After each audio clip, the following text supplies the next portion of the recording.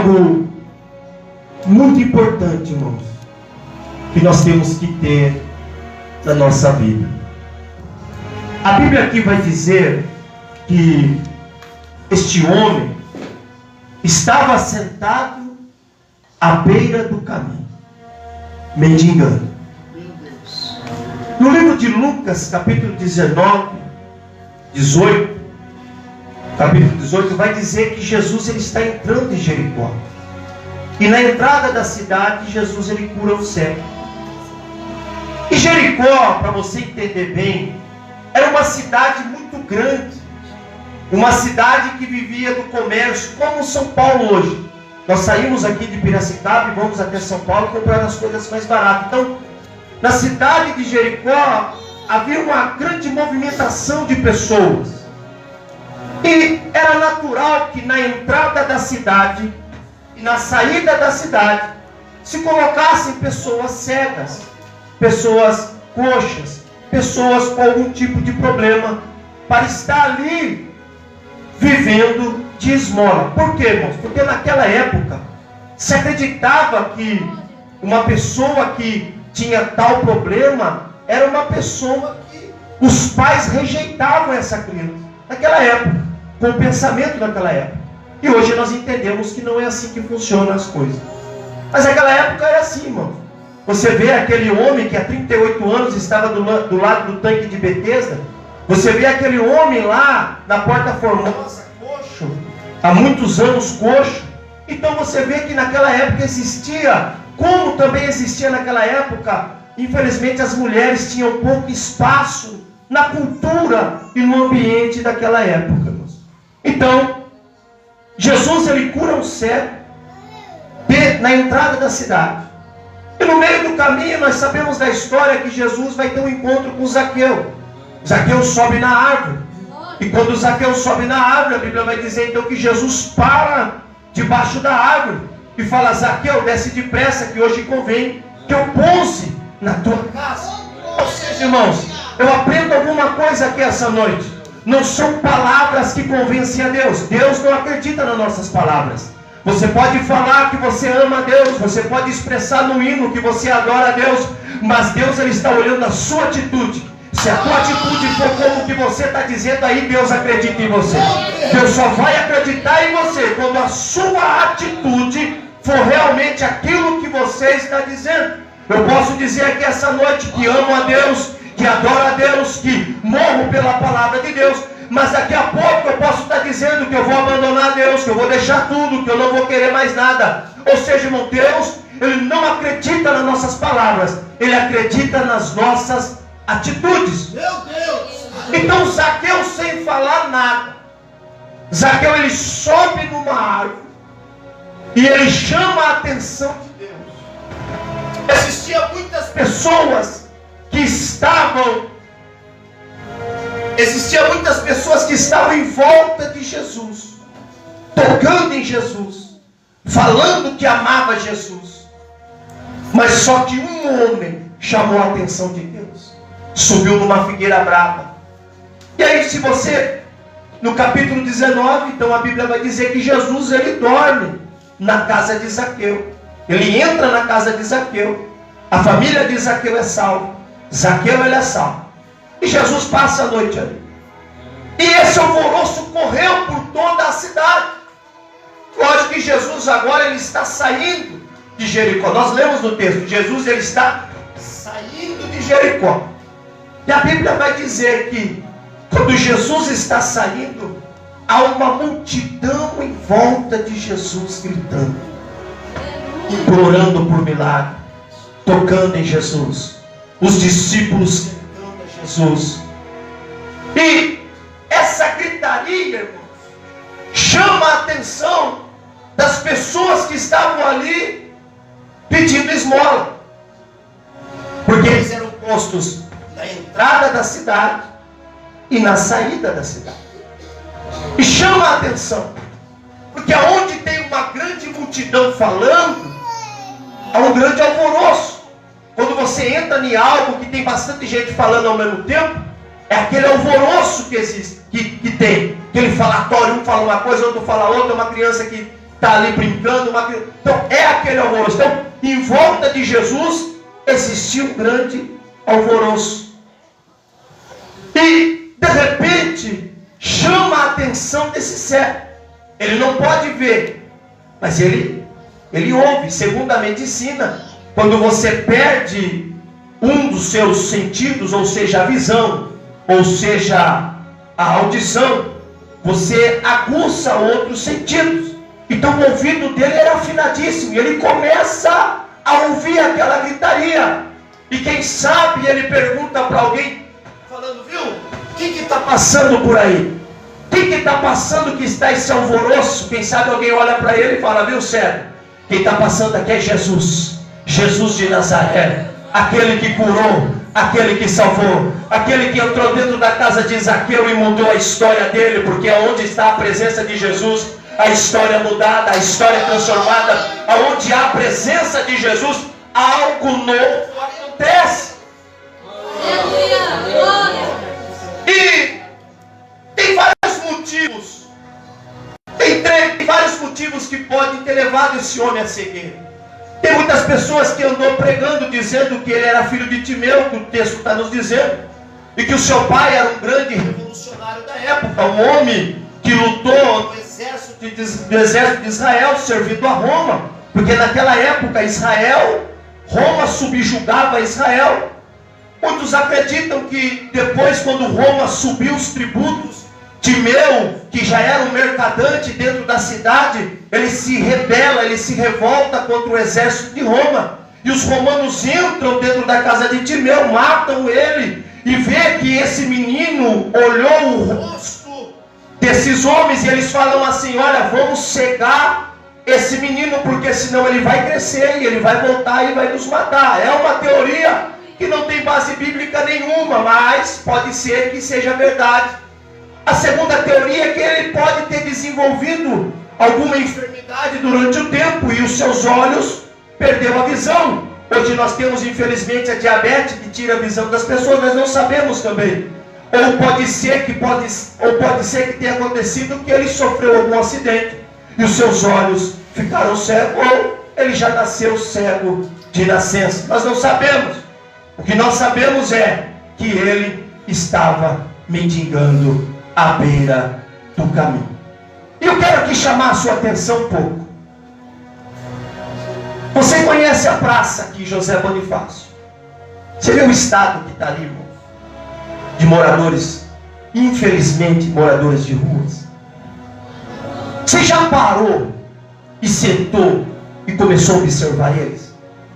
Nós fizemos 8 anos um trabalho evangelístico ali, irmão. 8 anos. E eu parava e observava eles. Irmãos, como eles são humilhados. Como eles são maltratados.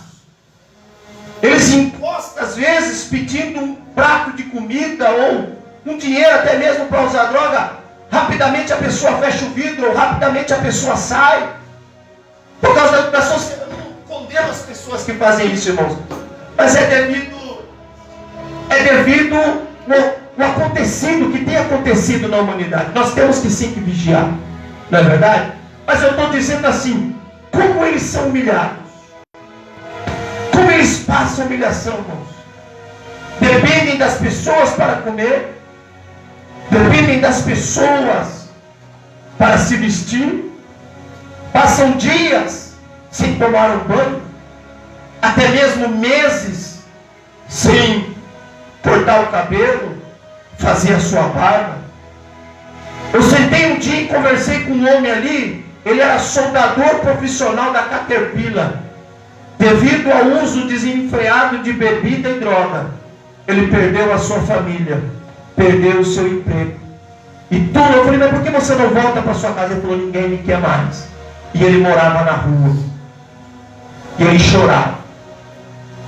Ou seja, pessoas que ali deixaram seus entes queridos, que foram tomados pela droga, por bebida, por álcool, por algum golpe da vida. Já conversei com pessoas que veio da Bahia tentar a vida aqui e não conseguiu e acabou morando na rua. Mas o uma coisa é certa: como essas pessoas são humilhadas. E agora eu quero que você entre na vida desse homem comigo aqui. A humilhação que esse homem passava. As palavras que esse homem escutava de derrota na vida dele. Quem sabe alguém chega para ele e vai oferecer uma esmola e diz assim: toma uma esmola, você vai morrer nessa situação, seu mendigo, seu sujo. Ou as pessoas batiam, humilhavam, xingavam. Imagine agora a situação desse homem.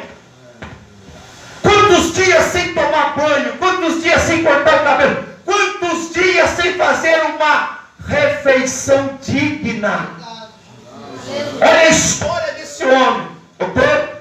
A Bíblia diz que ele era um mendigo. Então, se você olhar um morador de rua, ele não vive numa situação bem.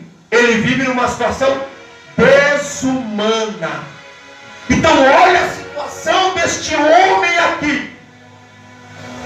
Quero que você entre na história, no texto, como eu quero que você, na sua mente, você imagina um homem cego, barbudo, cheirando mal, com fome. Então, olha, esse homem tinha todo motivo, pastor Paulo, para ter raiva de Deus. Porque esse homem era um judeu. Esse homem tinha todo motivo para blasfemar contra Deus. Esse homem tinha todo motivo para xingar Deus, para não acreditar em Deus, para não acreditar na palavra de Deus. Ele tinha todo motivo.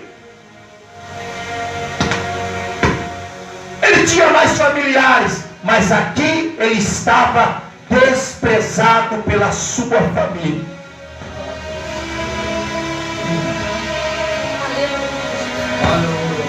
E o tema da mensagem que eu quero pregar para você essa noite: 3 coisas que existia na vida do filho de Timeu, que tem que ter dentro do cristão hoje.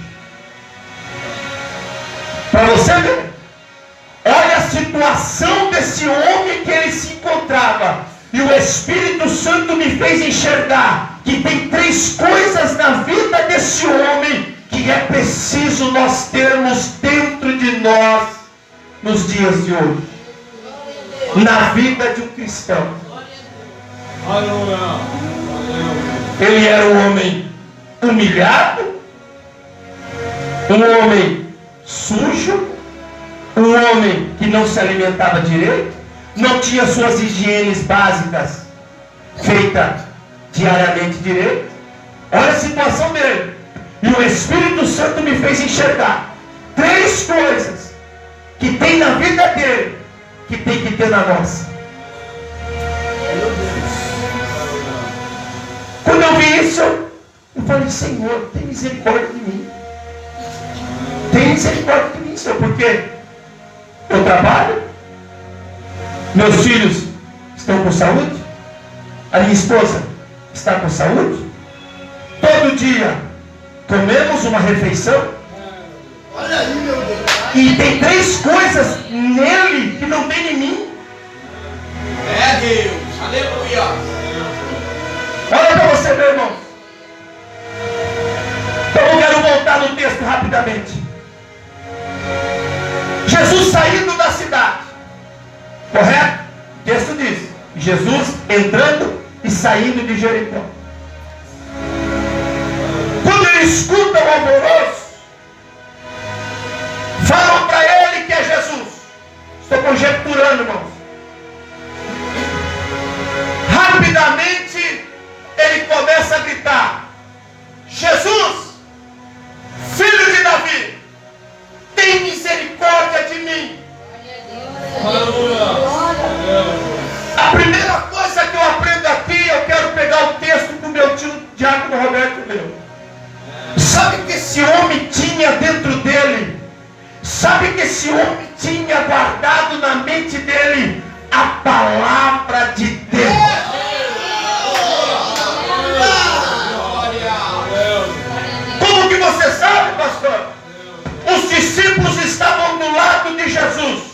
discípulos caminhavam com Jesus, mas nenhum deles olhou e disse: Jesus, filho de Davi. Somente ele disse: Jesus, filho de Davi. Sabe o que é isso, irmão? Ele conhecia a palavra, ele conhecia a promessa. Isaías capítulo 11, Isaías 61. O Espírito do Senhor está sobre mim, e eu vim para curar o cego, para libertar os coxos, para libertar aqueles que estão cativos. Às vezes eu estou cheiroso, tomo banho, água quente, shampoo, e às vezes eu esqueço da palavra. E ele não esquecia da palavra. Glória a Deus, aleluia. Ele não tinha todo motivo. Você não concorda comigo que ele tinha todo motivo para esquecer da palavra? Isso aqui é mentira. Se fosse verdade, por que eu estou vivendo nessa situação? Agora vamos conjecturar junto. Eu quero que você entre comigo no texto. Vamos lá. Nas noites frias, ele cego ali, porque morava na rua. Às vezes tinha alguém que era coxo. Como que será que era a conversa deles? Quando eu morei 12 anos aqui no Bosque. Quando nós usava droga, dava 5, 6 horas da manhã, nós não estava aguentando mais. Sabe qual que era a nossa conversa? Eu preciso mudar de vida. Eu preciso abandonar isso aqui. Quantas vezes eu drogado, irmão, eu levantava assim e saía chorando, porque eu já não estava aguentando mais aquela vida. Agora entra na história comigo. Imagine esses homens aqui, ele cego, outro coxo, isso. Imagine eles ali conversando. Quem sabe um cutucava o outro e dizia assim: viu, será que nós vamos morrer nessa situação? Será que é o nosso fim mesmo? Porque as pessoas que vêm nos ajudar aqui falam que nós somos miseráveis, que nós somos amaldiçoados, que já está tudo acabado para nós. Será que nós vamos? Mas eu acredito que ele dizendo: não, nós não vamos morrer nessa situação, porque existe uma promessa na palavra de Deus, dizendo que o Messias virá da descendência de Davi, da raiz de Davi, e ele vai vir salvar o coxo, vai vir dar vista ao cego, vai libertar aqueles que estão cativos. Deixa eu dizer algo para você essa noite. Eu não sei como que está a tua vida, como que está a tua casa, como que está teu filho, como que está o teu lar, mas uma coisa eu sei: você está debaixo da promessa. A tua casa está debaixo da promessa. E se você está debaixo da promessa de Deus, pode descansar que Deus, Ele é fiel. Glória a Deus. Olha para você ver, irmão. Então ele grita: filho de Davi. Qual que é a promessa de Deus? Que o trono de Davi duraria perpetuamente. Como? Davi vai viver para sempre? Não, é Jesus Cristo que vai reinar de eternidade a eternidade. Jesus é da descendência de Davi. Glória a Deus. Então ele, nessa situação, ele acreditava na palavra de Deus. E por quê? Eu estou dizendo de mim, irmãos. Faça uma reflexão você na sua vida. Eu estou fazendo na minha com os irmãos aqui. Por que eu trabalhando? Por que eu andando de carro? Por que eu com saúde? Eu me vestindo? Eu tomando banho? Eu comendo? Eu correndo? Eu fazendo? Deus me abençoando? Eu não consigo acreditar na palavra de Deus. Por que eu não consigo acreditar nas promessas de Deus? Por que eu não consigo?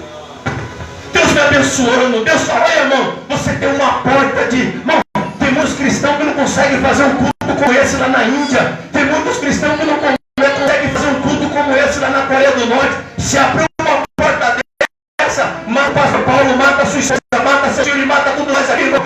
Mas nós temos liberdade, irmão, de estar na presença. Por que nós não conseguimos acreditar na promessa de Deus? Sabe que Deus disse? Não existe uma coisa que está acima do trono de Deus: a sua palavra. Ele disse: eu coloquei a minha palavra acima acima do meu trono. Sabe o que ele diz no livro de Números? Eu sou homem para que minta, e nem filho do homem para que se arrependa. Aquilo que está estabelecido na palavra sobre a tua vida, sobre a tua casa, sobre a tua família, descansa, vai acontecer, porque Deus é fiel. Aleluia. Segundo ponto, irmão. Segundo ponto. Lembra que eu falei para vocês que ele tinha todo motivo de desistir, todo motivo de blasfemar, todo motivo de não acreditar. Aí, quando Jesus está passando, irmão, ele começa a gritar. Bom, eu disse para você que os moradores de rua, infelizmente, são pessoas que são humilhadas. Estou conjecturando, não está na Bíblia, mas a Bíblia fala que muitos mandavam ele se calar. Oh, cala a boca, seu sujo. Você é imundo, cala a boca. Quem sabe chutaram ele, viu? Fica quieto. Você acha que Jesus quer algo com você? Glória a Deus. Você está clamando a Jesus? Você acha que Jesus quer alguma coisa da tua vida? Aleluia.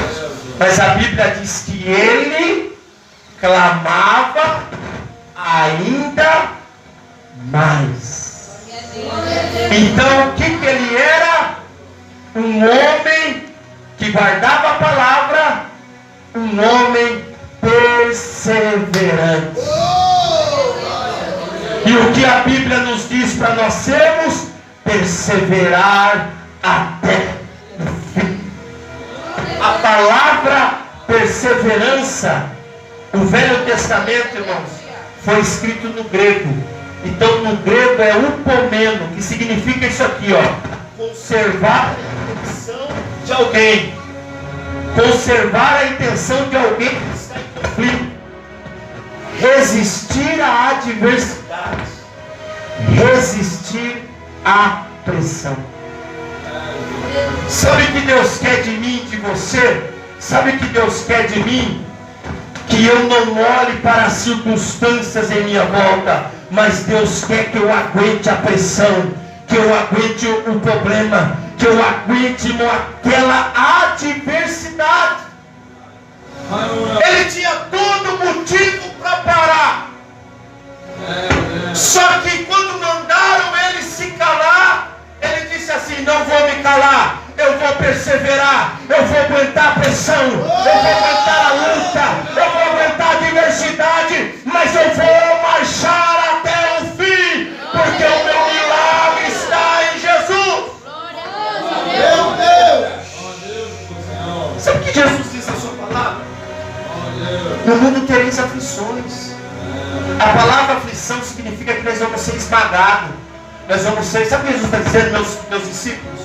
Vocês vão ser esmagados, vocês vão ser pressionados, vocês vão ser prensados, vocês têm hora que vai ficar angustiado. É isso que Jesus estava dizendo, mas ele está dizendo assim, ó: tem bom ânimo, eu venci. Ou seja, o que Jesus está dizendo? Seja um homem perseverante, seja um homem, uma mulher perseverante, que não importa a dor, que não importa a circunstância, mas eu não abro mão do meu milagre, eu não abro mão da mudança que eu quero, eu não abro mão daquilo que Deus disse na minha vida, eu não abro mão da mudança da minha história. Ele era um homem perseverante. E às vezes, irmão, nós começamos a orar por algum propósito e de repente nós paramos porque parece que não está acontecendo. Sabe por quê, irmão? Porque nós olhamos para as circunstâncias. Lógico que ele era cego, mas ele vivia na pele, ele sentia na pele a situação rodeando ele. A fome doía, o mau cheiro ele podia sentir, ele podia passar a mão na sua barba e via sua barba grande. Ele tinha ouvido para ouvir as humilhações das pessoas, mas mesmo assim ele não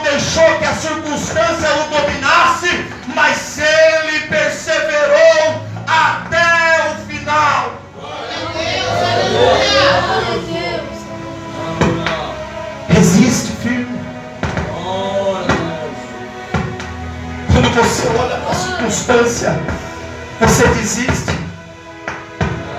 Quando você olha para aquilo que você está vivendo, você desiste, você abandona, você joga a toalha, você quer chutar o balde, você quer sair correndo, você quer desistir de tudo. Mas a Bíblia diz que nós não andamos pela vista, pastor Paulo, mas andamos pela fé. E o que é a fé? É o firme fundamento das coisas que se esperam e das coisas que não se vê. Nós não foi chamado para ver, pastor Paulo, mas nós somos chamados pela fé. Nós vivemos pela fé, nós andamos pela fé. Aleluia, Deus. E que nós temos mania de querer ver, irmão. Deus não chamou você para ver, Deus chamou para você crer. Você tem que crer. Quando Lázaro estava no túmulo, chegou as irmãs Israel e falou assim: crê. Mas ele não está vendo. Não chamei para ver, eu chamei para você crer. Quando a filha de Jairo recebe a notícia dizendo: não incomode mais o mestre morreu. Jesus olhou e falou assim: Jairo, creia. Senhor, creia. Não deixe que as circunstâncias te tirem da presença de Deus. Paracantorobagá. A circunstância aí fora diz não, mas Deus está dizendo sim. A circunstância aí fora diz que está tudo acabado, mas Deus diz: eu tenho todo o poder nas minhas mãos.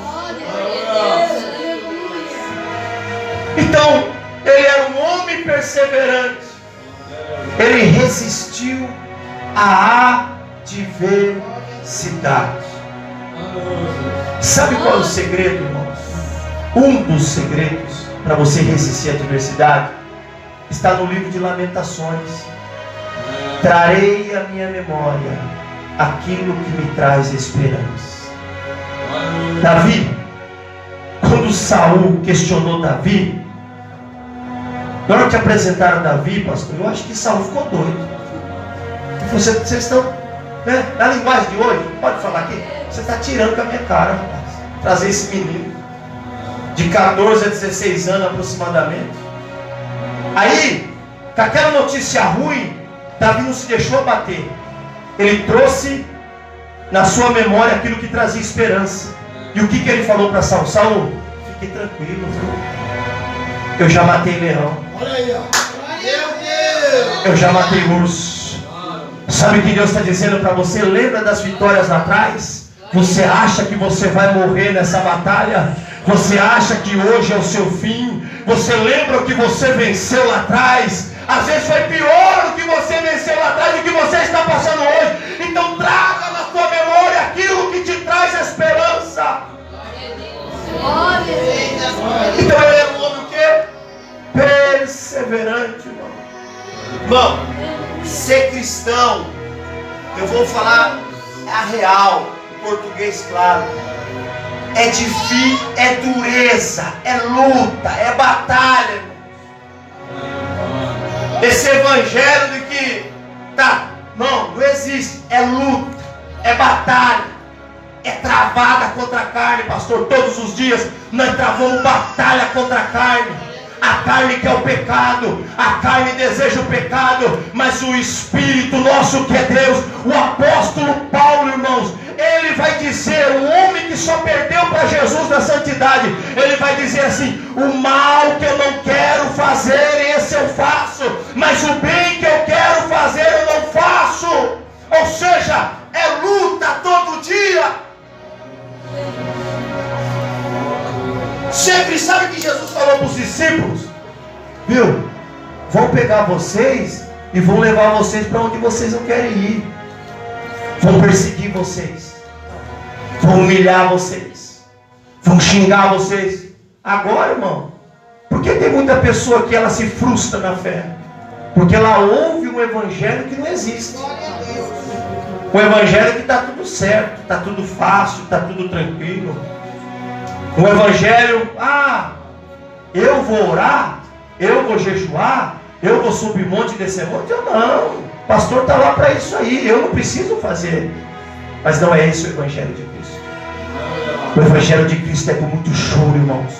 É chorar aos pés de Jesus. É luta travada, é o diabo querendo. Olha o que o apóstolo Pedro diz, que o diabos ao nosso derredor, bramando como um leão, querendo nos tragar.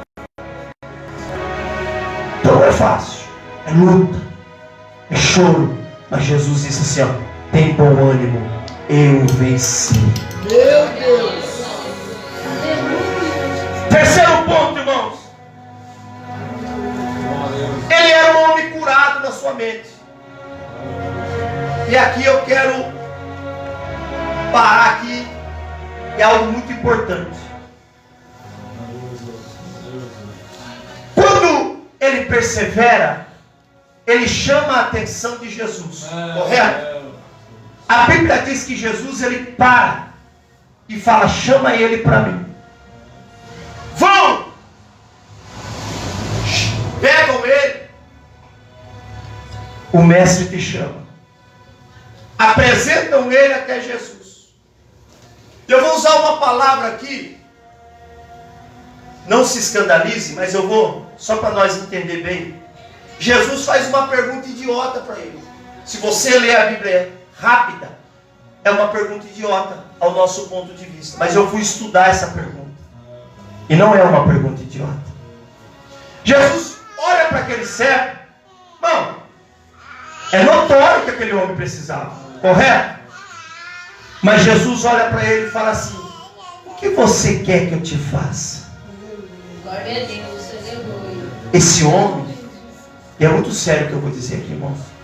Ele tinha uma mente curada. Fala, pastor. Glória a Deus. Essa palavra, o que queres que eu te faça, no grego significa assim, o que você tem dentro da tua mente? O que você tem pensado aí? Provérbios capítulo 4, versículo 23. Salomão vai dizer, se tiver que guardar alguma coisa, guarda o teu coração, porque dele procedem as saídas da vida. A Bíblia, quando fala de coração, fala de mente, não fala do coração de sangue.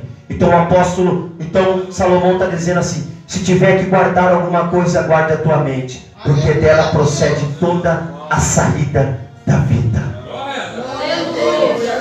De Gênesis, Apocalipse, se você ler a Bíblia, você vai ver Deus preocupado com a mente do homem. Você lembra que Jesus falou para os fariseus? Vocês são como sepulcro caiado. Ó, por fora vocês são bonitos, mas por dentro, Meu Deus! vocês estão mortos.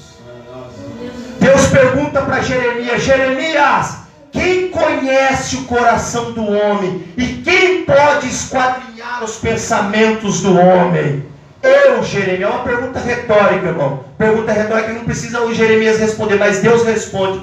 Eu, porém, conheço o coração do homem, e esquadrinho e peso em balanças de precisão. Aleluia! Aonde você quer chegar com isso, pregador? Você lembra da fé? A fé é o firme fundamento das coisas que se esperam, das coisas que não se vê. E na onde que você espera? Na sua mente. Eu acompanhei a construção dessa igreja no Facebook. Eu vou usar o Senhor. Glória a Deus. Quando Deus colocou no seu coração para construir a igreja aqui, às vezes você chamou vários irmãos, assim, pastores conhecidos. Você dizia, ó, aqui vai ser uma parede. Só que não tinha nada. Correto? Estava dentro da onde? Tua mente. Às vezes os irmãos, oh, que bênção, mas eles não estavam enxergando o que você estava enxergando, porque estava dentro de você. Olha aí, Jesus. Ó, aqui vai ser o púlpito. Eu vi passo a passo, pastor. O senhor postando lá, eu vi. Ó, o telhado vai ser assim, vai ser assado. Aí, eu tenho certeza, mais para frente nós vamos fazer isso. Está dentro da onde, pastor? Aqui dentro. Se o pastor me chamar e me explicar, eu não vou conseguir ver. Mas ele já vê pronto. Você vê a importância da nossa mente ser curada? Vou dar um exemplo. A mãe que tem um filho que tem problema nas drogas. Seu Noia! Desculpa a palavra, viu, irmão? Mas infelizmente eu já vi mãe falando isso aí pro filho. Seu Noia! Você vai morrer nas drogas. Você é isso. Você é aquilo. A mente dela está doente. Porque ela não consegue ver Deus mudando a história do filho dela. Você está entendendo agora? Vamos. Eu vou voltar de novo na vida desse servo para você entender. Ele era um homem humilhado, ele era um homem maltratado, ele era um homem que vivia de ajuda, ele era um homem que todo mundo xingava ele, humilhava ele, maltratava ele. Então ele tinha todo o motivo do mundo para ter amargura, tristeza.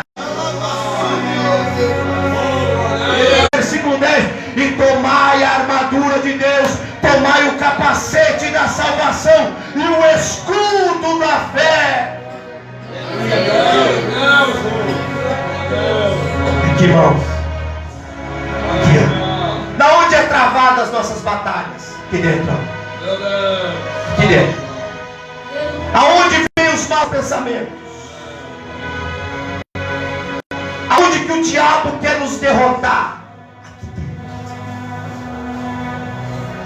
O diabo, antes de tirar uma pessoa da presença de Deus, ele derrota a pessoa aqui dentro. Então eu vou falar. Me desculpe. Tem pessoa que fala assim: ah, mas eu não vou mais naquela igreja. Irmão, não é o problema na igreja, o problema é de mim.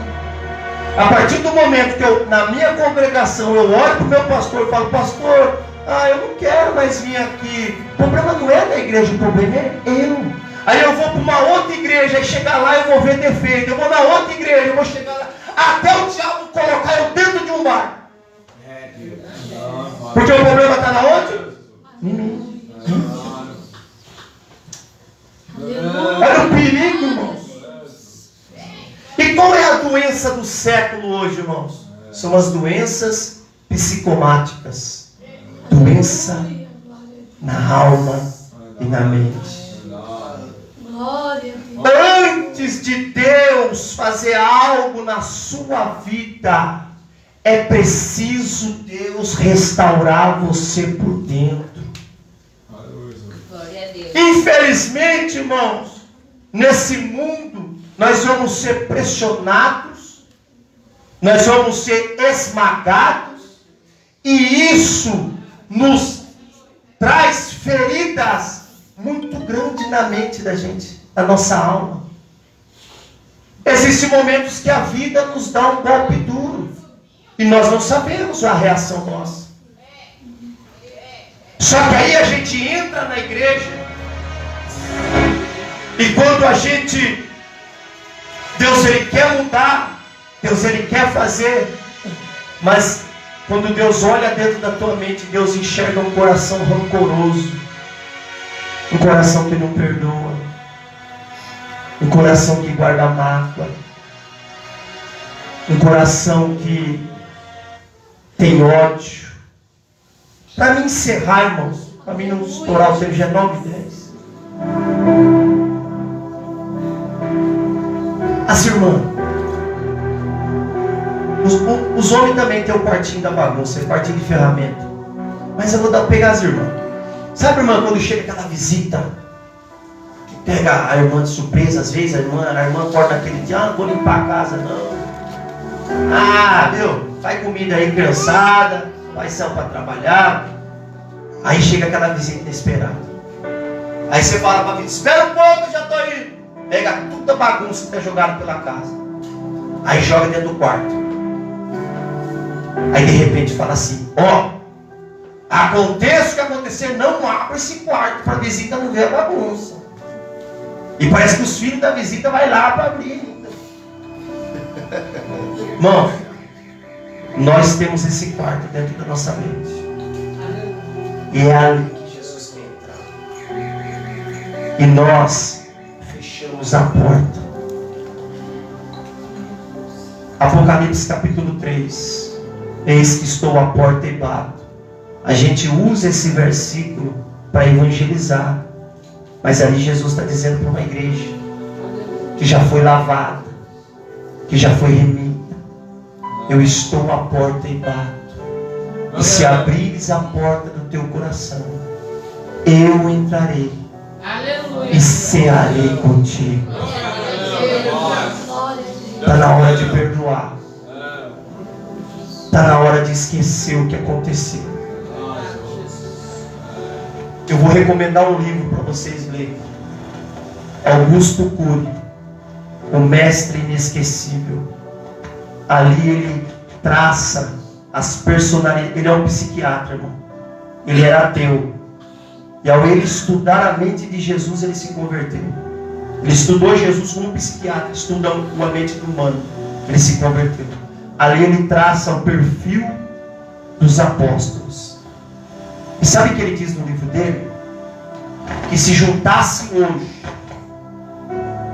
os maiores psiquiatras do mundo e sentassem com Jesus, os psiquiatras iam dizer assim: Jesus, para que você está chamando esses homens? Ah, porque através deles o mundo vai ser mudado. As cartas que eles vão escrever, as obras que eles vão fazer.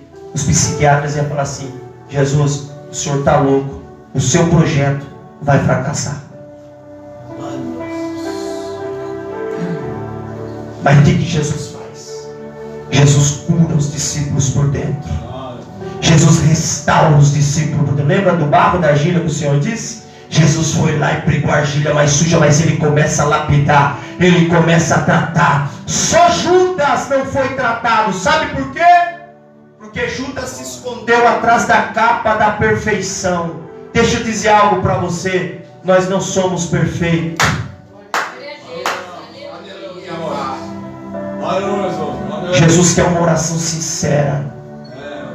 Um dia eu estava nesse monte aqui, irmãos. Eu estou encerrando. Eu estava sozinho de manhã, pastor. No cantinho eu comecei a querer achar palavras bonitas.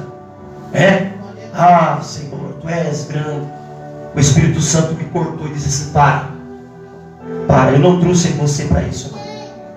Eu quero escutar quem você é de verdade. Meu Deus. Aí eu comecei a falar para Jesus o que eu estava sentindo aqui dentro. Aí eu abri a porta do meu coração. Aí Jesus falou assim: eu trouxe você para isso, porque eu vou curar você, eu vou restaurar você, eu vou escrever uma nova história na tua vida.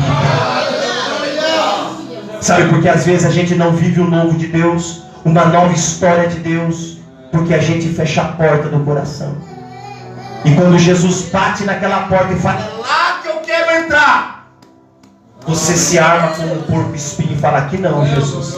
Deixa eu com o meu ódio, deixa eu com a minha falta de perdão, deixa eu com o meu rancor aqui. Eu vou até te servir, mas eu não perdoo. Eu vou até te servir, mas eu tenho ódio daquela pessoa, eu quero a destruição daquela pessoa. Eu não consigo perdoar o que me aconteceu. Tem pessoas, irmão, que está servindo a Jesus, mas não consegue ser feliz na presença de Deus. Sabe por quê? Porque ela amarra, sabe aquela bola de escravo, irmãos, que amarrava? Ela serve Jesus, mas vem com um peso nas costas assim, ó. E o que Jesus disse na sua palavra? Vinde a mim, vós que estáis cansados e oprimidos, e eu vos aliviarei, porque o meu fardo é leve. Jesus quer ver você leve, Jesus quer ver você contente, Jesus quer ver você mesmo no meio da luta, mesmo no meio da angústia. Jesus quer que você levanta a mão e diz assim: ei, Senhor, Tu és fiel para mudar a minha história. Glória a Deus. Pastor,